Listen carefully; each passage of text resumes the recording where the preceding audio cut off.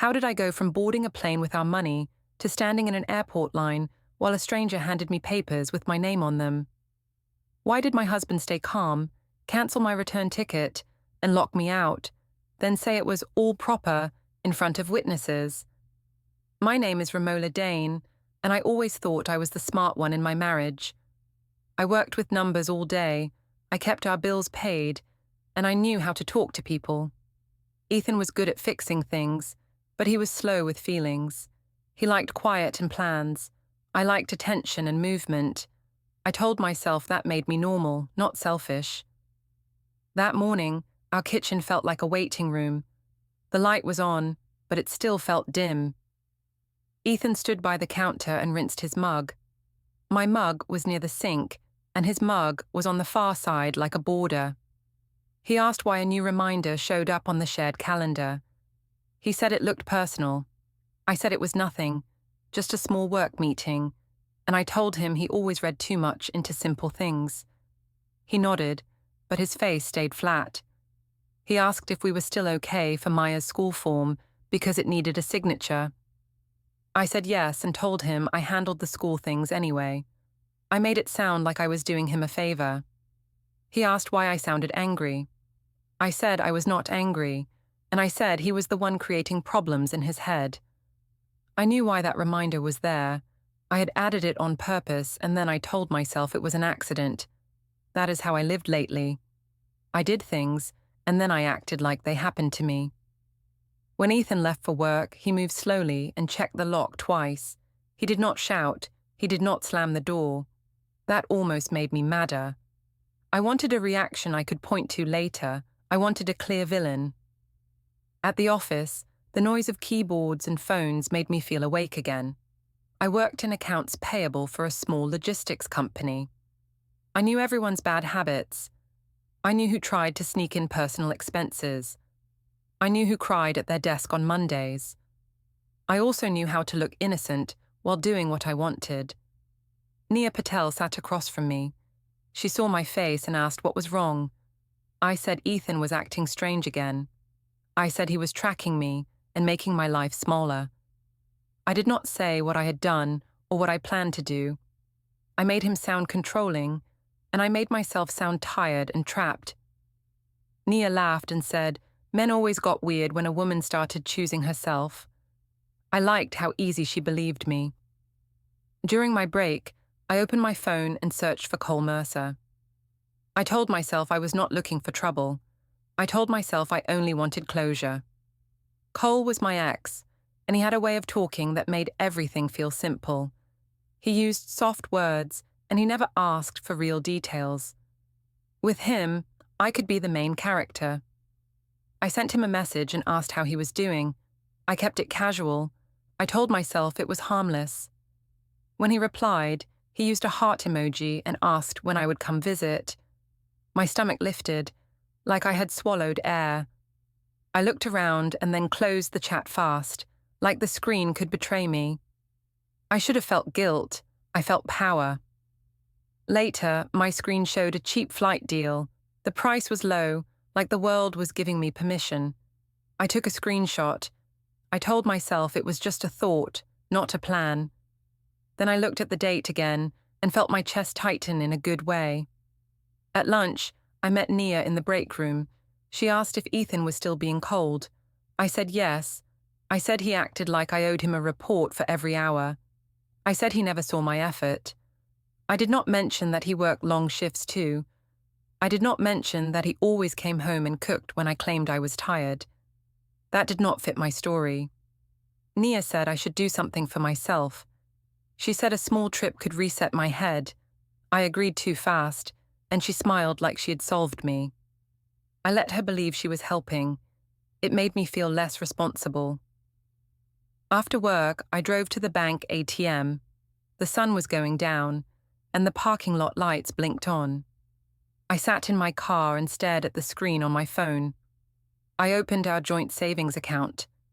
I looked at the balance and felt annoyed, like the money was locked away from me on purpose. I told myself I had earned it too. I told myself Ethan did not get to decide what was allowed. I transferred money to my personal account. I chose an amount that felt big enough to matter and small enough to hide. I told myself it was only a loan to myself. I told myself Ethan would not even notice. I told myself that if he did notice, it would prove he was controlling, and then I would be right. When I got home, Ethan was already there.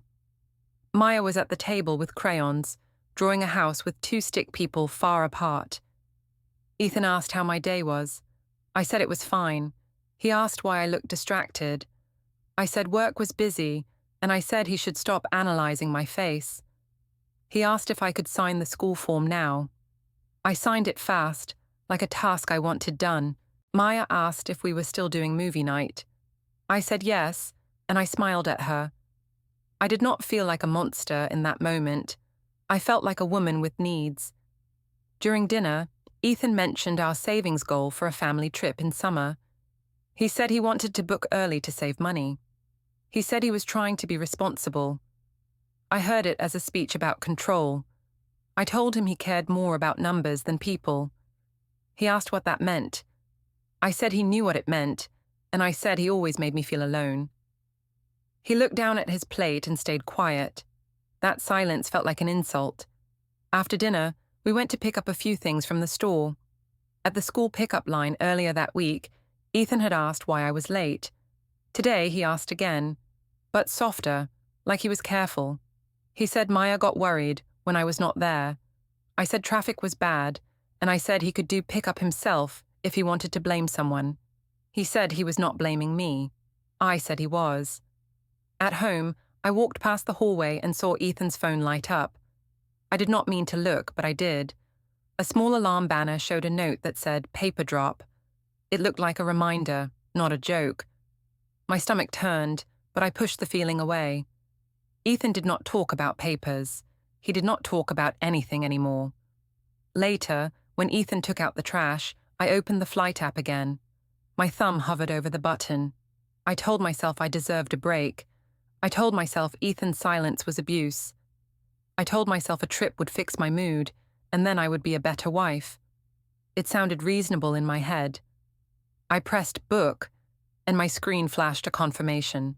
My heart raced like I had won something. When Ethan came back inside, his keys made a soft sound as he set them down. He looked at the calendar on his phone and frowned for a second, then he put it away. He asked if I wanted tea. I said no and acted bored. Inside, I felt hot and bright, like a secret light was burning in my chest.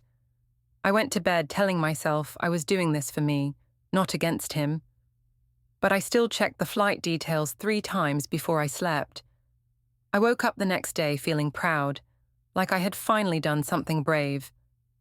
I acted calm in the kitchen, but inside, I kept counting hours until the trip.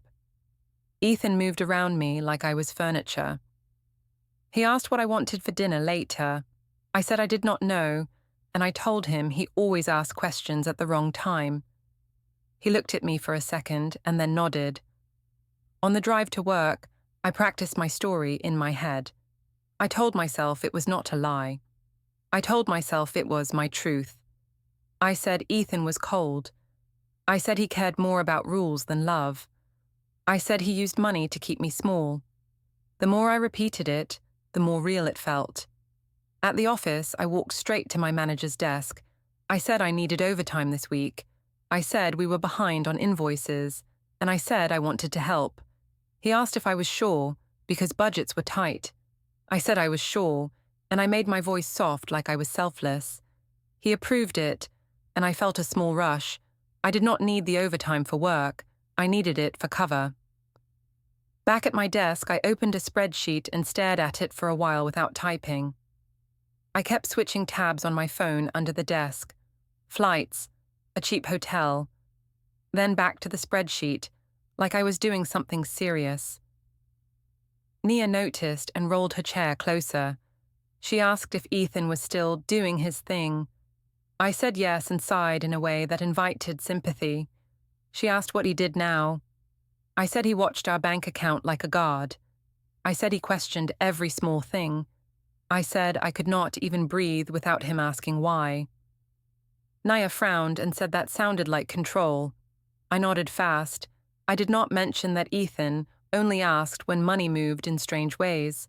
I did not mention that I was the one who moved it. During lunch, I left the building and walked to a co-working cafe nearby. It had clean tables, quiet music, and people who looked busy on purpose. I liked the feeling there. It made secret actions look professional. I ordered coffee, sat in the corner, and opened my banking app again. I looked at the joint account like it owed me something. I told myself a marriage was shared, so the money was shared, so my trip was shared. I told myself Ethan had his hobbies and his gadgets, so I deserved this too.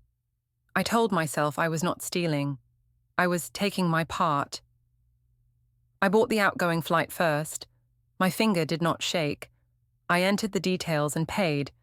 Then I bought the return ticket. I stared at the confirmation screen and felt safe for the first time in weeks. A return ticket meant I could do what I wanted and still come back to my life. It meant I could step outside the marriage without really leaving it. Right after that, I messaged Cole. I told him I had a flight and would be there soon. He asked if I was serious. I said yes, and I told him it was for closure. He said he missed me and asked when I would land. I felt warm and important. I did not ask him anything hard. I did not ask where I would sleep or what we would do. I did not want details. Details made things real. I walked back to work and tried to look normal. I answered emails. I pushed invoices through. I smiled at people. Under the surface, I was buzzing. Every time my phone lit up, I hoped it was Cole. When it was Ethan, I felt annoyed. Ethan texted and asked if I could confirm Maya's dentist time next week. I waited before replying. I wanted him to feel what it was like to be ignored. When I finally replied, I said I would check later. I added a short line, asking why he always planned everything. He responded with one sentence, calm, and said he only wanted to keep Maya's schedule steady. His calm made me feel unseen. It made me feel like I was not winning. After work, I went home and kept my smile on until I saw Ethan's face. He was in the hallway, near the guest room, holding his phone. He asked if we could talk for a minute. I said I was tired. He asked if something happened at the bank. He did not accuse me. He asked it like a person asking for weather.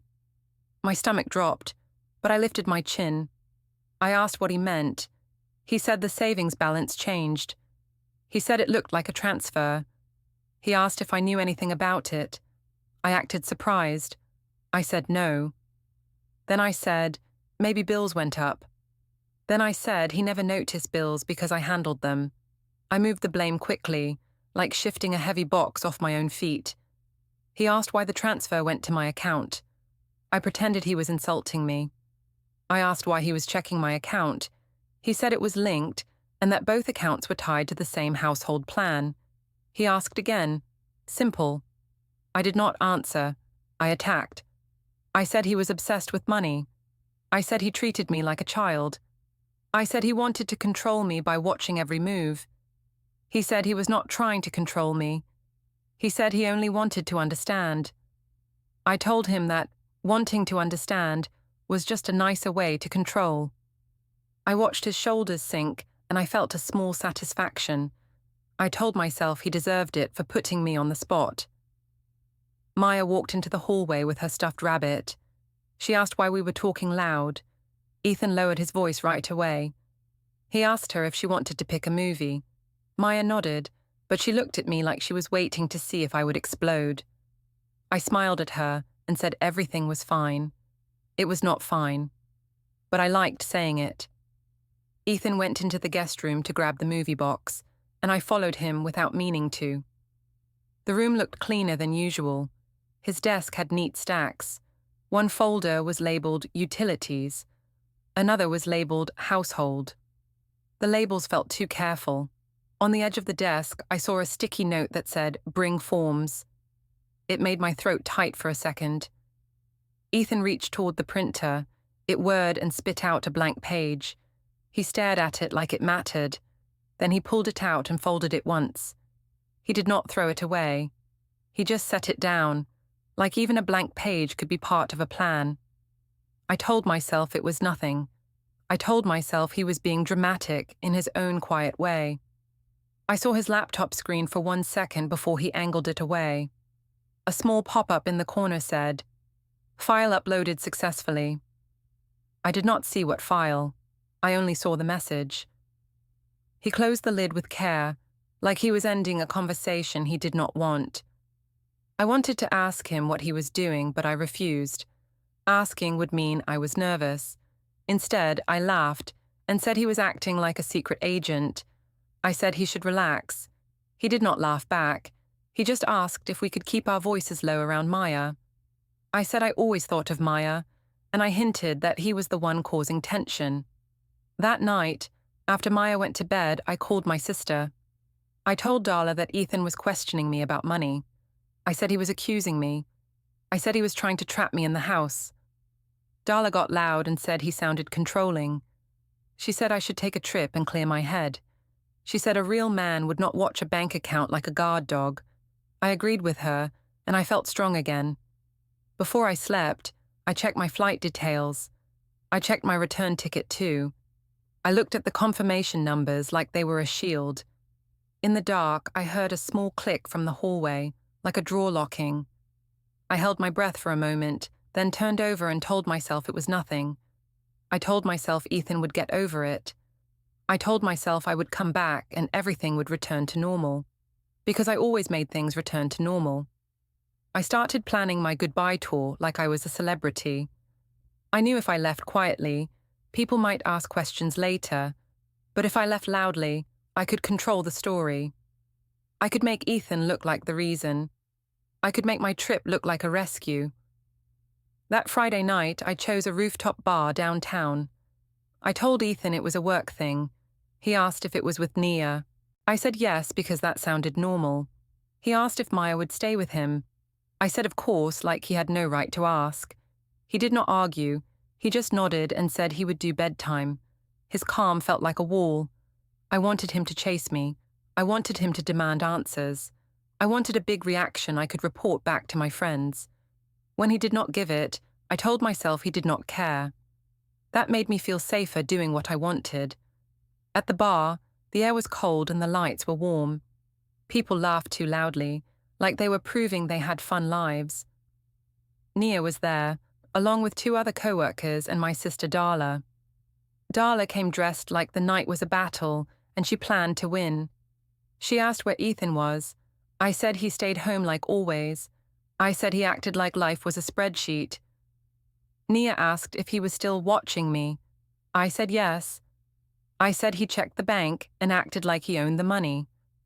I said he treated me like I was asking for permission to breathe. I kept my voice steady, like I was telling a sad truth, not building a weapon. Darla got loud and said Ethan sounded insecure. She said a man who trusted his wife would not ask questions. She asked if I ever thought I married the wrong kind of man. I laughed and said maybe. I said I used to think love was passion, and now my life felt like rules and reminders.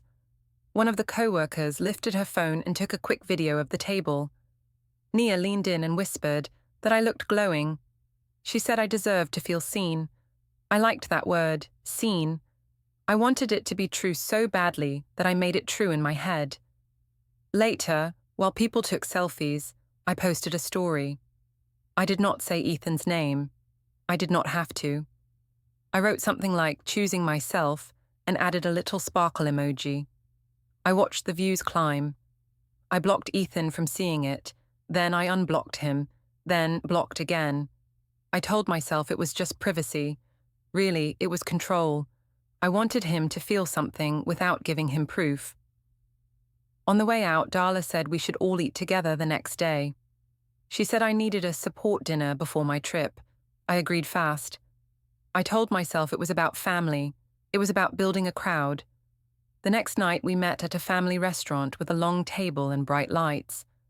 My mum Marilyn came, and Darla brought her boyfriend. Ethan came too, because it was a family dinner, and because he never wanted to look difficult.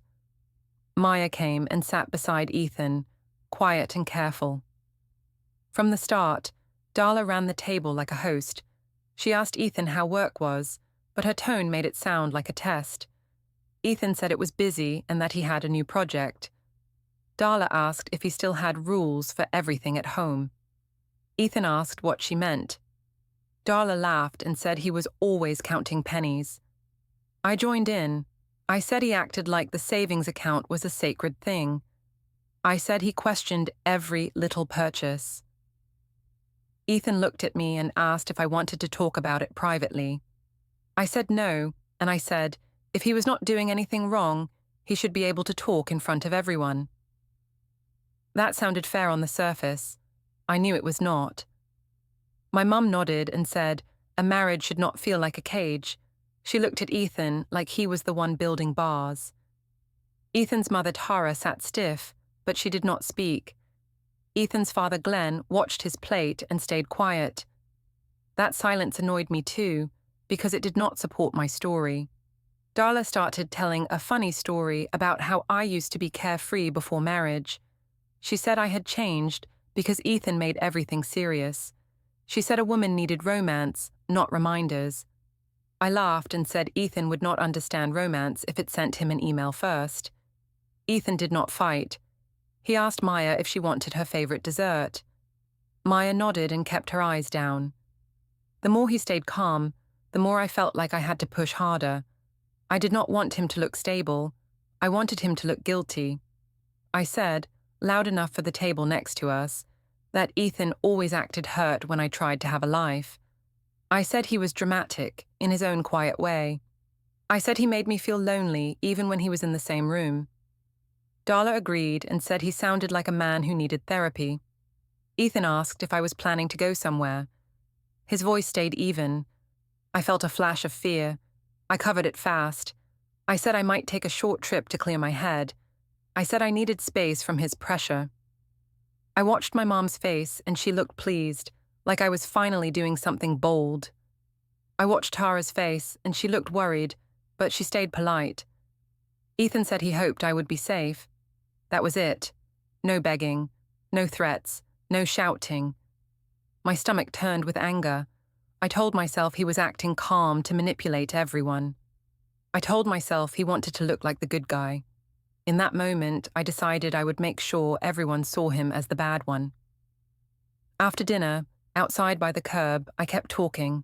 I told Darla and Nia that Ethan refused to really connect. I said he treated love like a duty. Nia said maybe I should stop trying so hard. Darla said I should stop asking for permission and start living. Ethan walked to the car with Maya. He helped her with her jacket. He did not look back at me.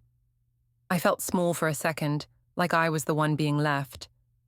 Then I got angry at that feeling and told myself he deserved whatever came. In the rideshare home, Ethan sat in the front seat because Maya wanted the back seat. He asked me quietly if we could talk when we got home. I said he was trying to start another lecture. He said he was not. He said he just wanted the truth. I said the truth was that he did not trust me. I said he was pushing me away. At home, Maya went upstairs, and Ethan went to the kitchen. I followed him, not because I wanted peace, but because I wanted to win. He opened a cabinet and took out 2 cups. He asked if I wanted tea again. I said no, and I said he should stop acting like tea fixed everything. He did not answer. He just looked tired. For a second, I almost felt sorry. Then I remembered how good it felt to be praised at the bar, and the sorry feeling disappeared. Later, when Ethan went to the hallway, I heard a soft beep. It sounded like a phone starting a recording. I froze and listened. Ethan did not say anything.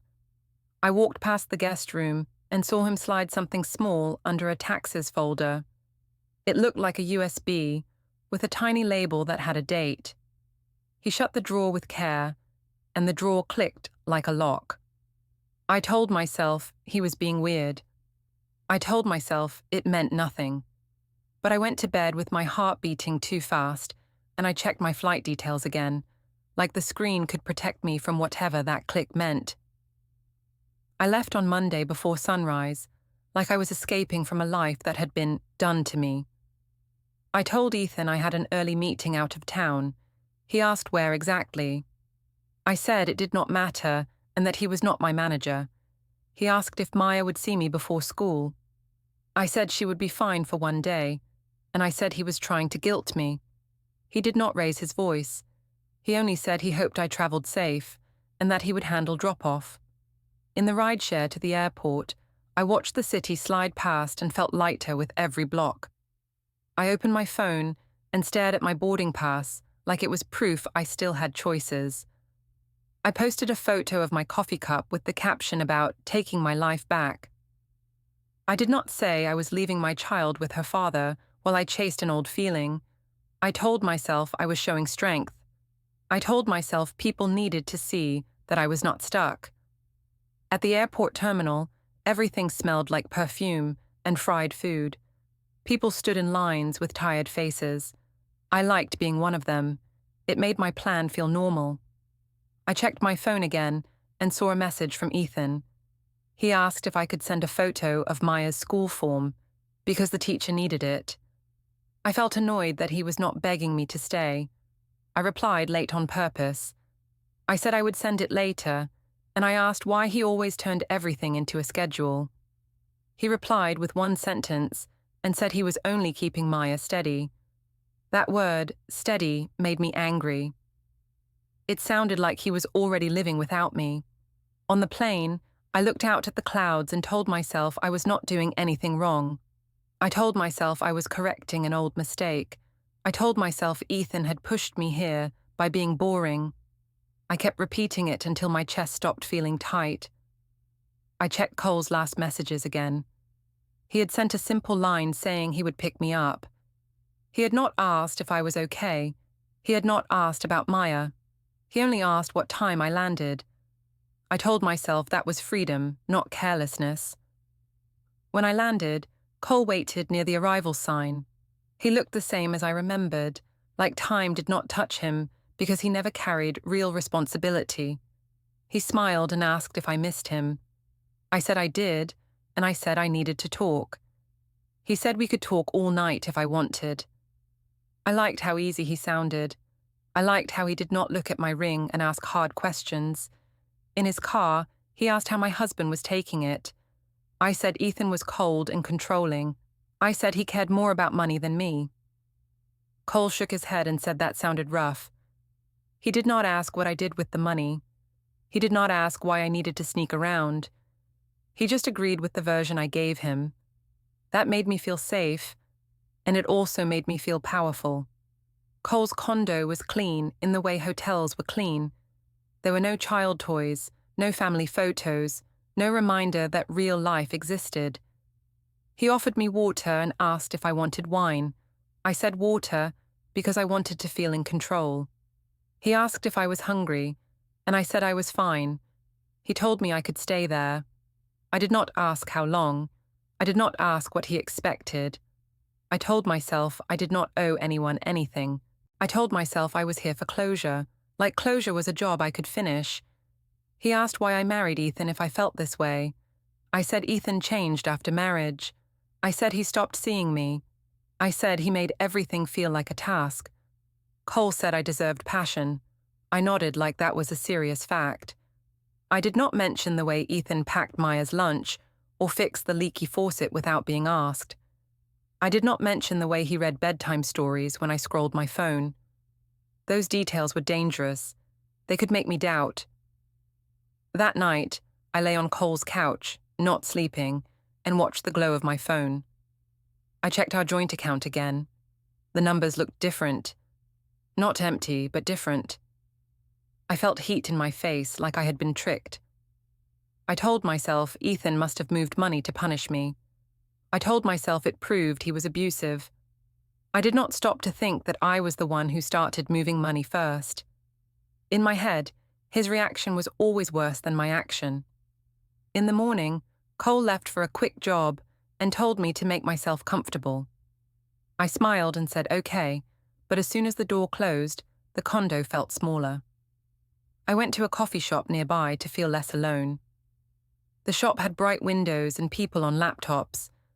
I ordered a pastry and sat where I could see the street. I tried calling Ethan. When he answered, his voice sounded calm and tired. I asked why the account looked different. He asked what I meant. I said he knew what I meant. I said he was hiding money from me. He said he was not hiding money and that he was paying bills and protecting household costs. He asked where I was and if I was safe. I did not answer that part. I said he was changing the subject. He said he needed to pick up Maya soon and asked if I could video call her at bedtime. I told him I was busy. I said it was not fair that he only contacted me about chores and parenting. He said Maya missed me and that he was trying to keep her calm. I felt a sharp pinch in my chest, but I covered it fast with anger. I told him he was using Maya to control me. He said he was not using anyone and that Maya only needed her routine. After the call, I stared at my pastry and did not eat it. I watched a mother wipe a child's face at a nearby table. The child laughed. I told myself not to be dramatic. I told myself Maya had Ethan, so Maya was fine. I said it in my head like a rule. If the child is safe, the mother is allowed to disappear. Cole texted later and asked if I wanted to go out that night. I said yes, then I felt annoyed at myself for answering so fast. I wanted him to treat me like I mattered, not like an open slot in his evening. Still, I followed the attention because it was easier than facing my own choices. That afternoon, I opened the airline app to check my return flight, just to calm my mind. The screen loaded slowly. Then it flashed an error. I refreshed. The error came again. I told myself it was bad Wi-Fi. I tried on my data. The same message popped up, short and cold, like a door that would not open. My fingers went stiff. I whispered that it could not be real. I tried to pull up the confirmation email. It was there, but the app would not show the seat. I opened the bank app again and felt my throat tighten. I told myself Ethan could not do anything like that. Then I remembered his calm face at home, the blank page from the printer, the folders with labels, and the quiet click of that drawer. I put my phone face down on the table and stared out the window, trying to breathe like I was still in control. The error on the airline app did not go away. I refreshed until my thumb hurt. I tried the website. I tried a different browser. The same message kept coming back, short and blank, like a wall. I told myself it was a glitch. Then my mind went to Ethan's calm face and that neat folder in the guest room. I called the airline first. I stood near Cole's condo window because I wanted signal. Like signal could fix my life. A recorded voice asked me to press numbers. I pressed them fast. I waited. When a person finally answered, I said my return flight was not showing. The agent asked for my booking code. I gave it. The agent said the return segment was cancelled. I asked who cancelled it. The agent said the ticket was changed by the account used to pay, and that they could not reverse it without proper steps. I said it was my ticket. The agent repeated the policy in a flat voice. I felt heat behind my eyes, but I kept my voice sweet because I needed help. I hung up and stared at my hands like they belonged to someone else. Cole walked in and asked what was wrong. I said Ethan was being cruel. Cole asked what Ethan did. I said he messed with my flight. Cole shrugged and said that was intense. He said I could stay a few more days. He said it like he was offering me a couch, not a life. I wanted him to sound angry for me. He did not. I opened my bank app again. I saw numbers, but my access felt different. It was not a message that said I was blocked. It was more like the app had become cautious. I could still see things. I just could not do what I wanted fast. I told myself Ethan must have called the bank. I told myself he was punishing me. I called the bank and waited through the usual music. When a representative answered, I said I needed to move money. The rep asked security questions. I answered. The rep said they could not help with certain requests over the phone, and that some activity on the joint account required both account holders to confirm changes. I asked what activity meant. The rep said there were protections and review steps on joint accounts and suggested I speak with the other account holder. I asked if my husband did something. The rep said they could not discuss another person's actions and repeated that I could submit requests through proper channels. Proper channels. That phrase made me want to scream, but I did not scream. I told the rep they were being unhelpful. I hung up and sat down hard on Cole's couch. I texted Darla. I said Ethan cancelled my return ticket. I said he was trapping me. Darla replied fast and said he was a control freak. She said I should expose him online. She said I should tell everyone he stole my money and abandoned me. I liked how strong she sounded. I also liked how she did not ask what I did first. My mum called next. She asked why I sounded upset. I said Ethan was trying to scare me. I said he was making me pay for taking space. She said a man should never punish a woman for finding herself. She told me to stay calm and let her talk to him. I did not tell her I had already spent our savings. I only said he was acting dangerous in his own way. I messaged Ethan. I said he needed to fix my return ticket right now. He replied after a while. He asked where I was. He asked if I was safe. He asked if I could call Maya at bedtime. I read his message 3 times and felt my mouth go dry. He did not mention the ticket. He did not mention the money. He only mentioned safety and our child. I wrote back and said he was ignoring my question. I said he was being cold on purpose. I said he was acting like a robot to punish me. He replied with 1 line and said he was not punishing me and that he was keeping things stable for Maya. Stable. Again. I tried to call him. When he answered, I spoke fast, like speed could win. I asked why he cancelled my flight. He asked what flight I meant. I said he knew. I said he had no right. He said he would not argue over the phone. He said he wanted things in order. I said he was trying to sound innocent. He asked if I planned to come home today. I said yes, if he stopped acting crazy. He asked if I could tell him my plan and my dates. I refused and said he was interrogating me. He said he needed facts, not drama. I said he was calling me dramatic to dismiss me. He stayed quiet for a beat, then said Maya was asking for me. That name, Maya, hit me like a small slap. I did not want it to. I told myself I was still a good mother. I said I would call Maya later. Ethan said okay, and ended the call politely. He did not threaten. He did not plead. He ended it like a meeting. I went to a pharmacy down the street to buy something small, just to feel normal. I stood in the queue and watched my phone. I kept refreshing the airline page. I kept checking the account. I kept checking social media. My post from the airport still sat there with its shiny words. Now it looked stupid. It looked like a lie I could not control anymore. Nia texted me while I was at the pharmacy. She asked if everything was okay because HR wanted to check in about my overtime request and my sudden time off.